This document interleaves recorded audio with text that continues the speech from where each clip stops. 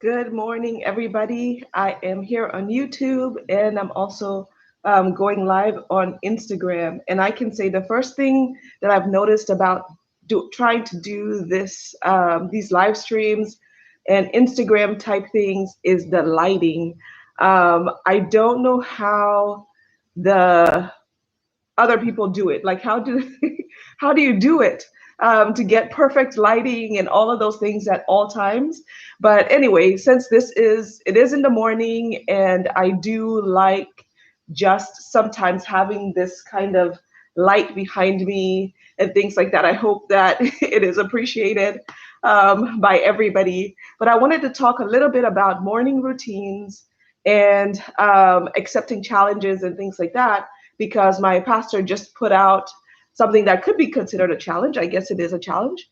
Um, but so in the morning, usually when I wake up, depending on what I have planned, so I do um, get try to get as much exercise as I can, and that is the one hurdle that I still have to kind of work through, right? So I mean, I try my best, but I'm lazy and it's not a part of something that I would usually do. So I've been trying to do it. But anyway, obviously this morning I'm not, doing exercise and things like that. But typically, if I want to exercise in the morning, I will take a shower at night. And then when I wake up in the morning, I do a sink shower, and then I get myself ready, and then I can go out into the park, or I'll do exercise here at the house. And when I'm done with my exercise, then I take my shower for the day.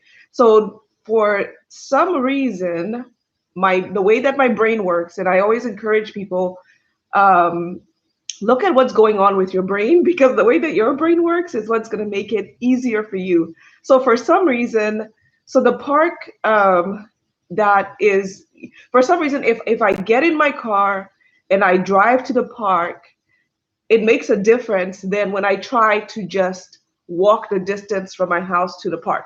You would think that that's part of the exercise, like part of getting exercise and all of those things, but apparently it doesn't work that way for my brain.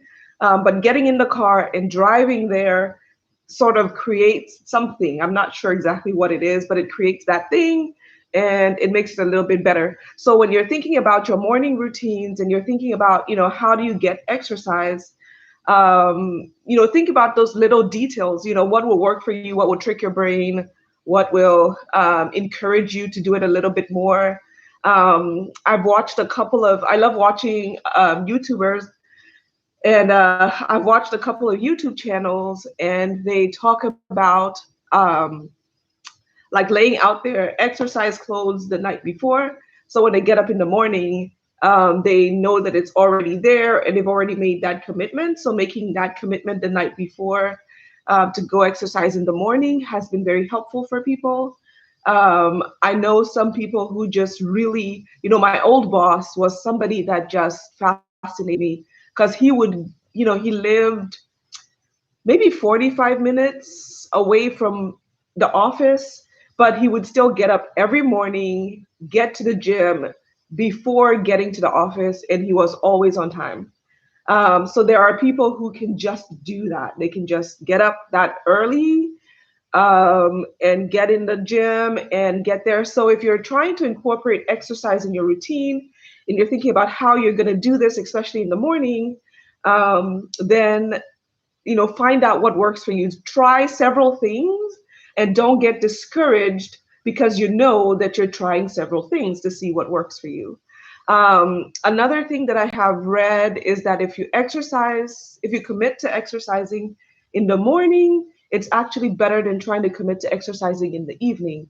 And that's because in the evening, if you try to commit to exercising in the evening, then it creates that thing where you have to decide if you're going to socialize after work or if you're going to go to the gym. And a lot of socialization obviously happens in the evening. So, you have to kind of make those decisions. So maybe if you decide to exercise in the evening, you can decide on what days you want to go, Or, if somebody randomly says, hey, let's go to dinner, and it's Monday and you had decided to exercise, then you can move your exercise routine to Tuesday.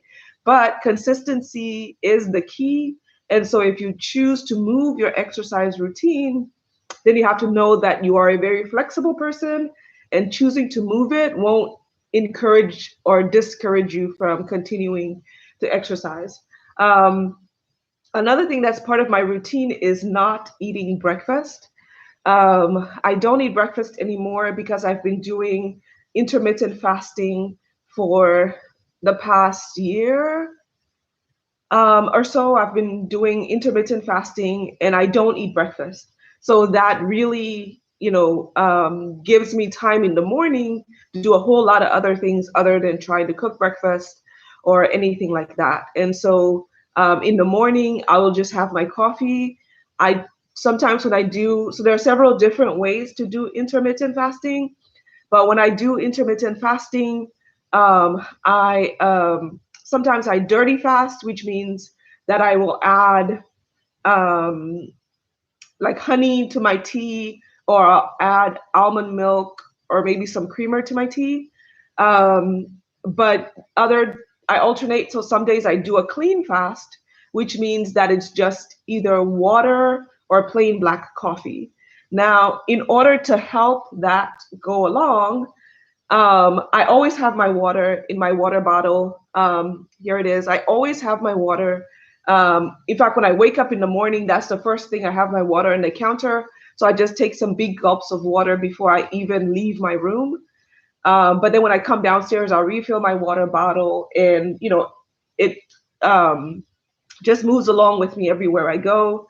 But this coffee, I got this coffee cup, and it has ceramic inside, because the coffee mugs that have the metal inside, I started noticing that I was getting a really metallic taste, in my mouth, and I didn't like that. And so I got a coffee cup that has a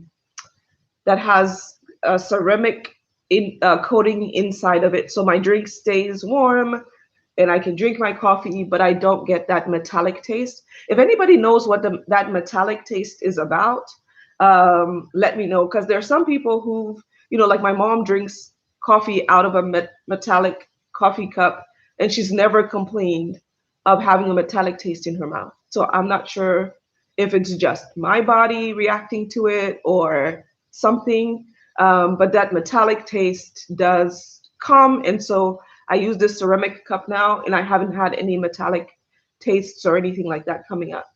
So to move to the next topic, which is a challenge. So as the new year is coming up, I'm, starting to try to think about what um, what habits I want to incorporate into my life. So I am the kind of person that does the New Year's resolutions. I actually make a vision board. I have my vision board right across from me on my desk.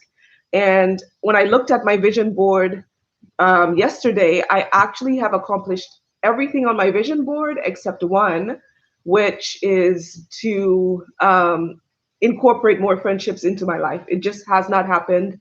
And I can blame it on COVID and things like that. But when I made my vision board, that's what I was making my vision board for. But I had several different things about my business. I had things about incorporating more spiritual practices, incorporating exercise, building on my healthy eating, which I have done, and different things like that. So most of what I have on my New Year's resolutions are things that build off of where I started. So I'm going to add on my vision board increasing my spiritual life, which I already have. So I'm just going to build off of it again for this new year that's coming in. And my eating practices, I'm going to add some more to just build up off what I already have. And so I think it works better if you start habits and you build off of them. So if you're thinking about, how can I set goals for the new year? You can say to yourself, okay, what are some habits that I already created this year that I can already build up on for next year? And things like that. So my pastor had posted on his Facebook a challenge, and it's about reading the 24 books of Luke. And when you read the 24 books of Luke, like one chapter, the chapters, did I say book? Yes, I said book. The 24 chapters of Luke, when you read one chapter per night in December, you will get to Christmas Eve and you would have read all of the story, the nativity story, everything that leads up to Jesus's birth. So by Christmas Eve, you'd have read all of those things. Now, I was thinking to myself, how feasible is this for me?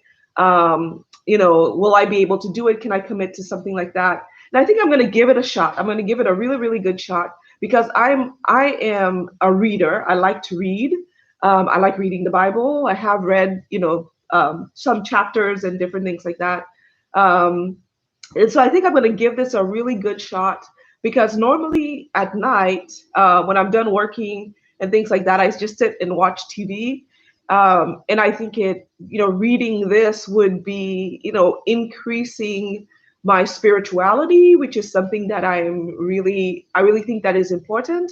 I will preface this by saying that I don't think that religion by itself is enough. I think spirituality is more important than religion because I think religion are the rituals and routines that human beings have created, but each human being has to have their own spiritual practices that connect them to the God that they're seeking. And so it doesn't matter what religion you belong to, what matters more is your spirituality. And in my opinion, spirituality allows you to have compassion for yourself, and it allows you to have compassion for all of the other people in the world.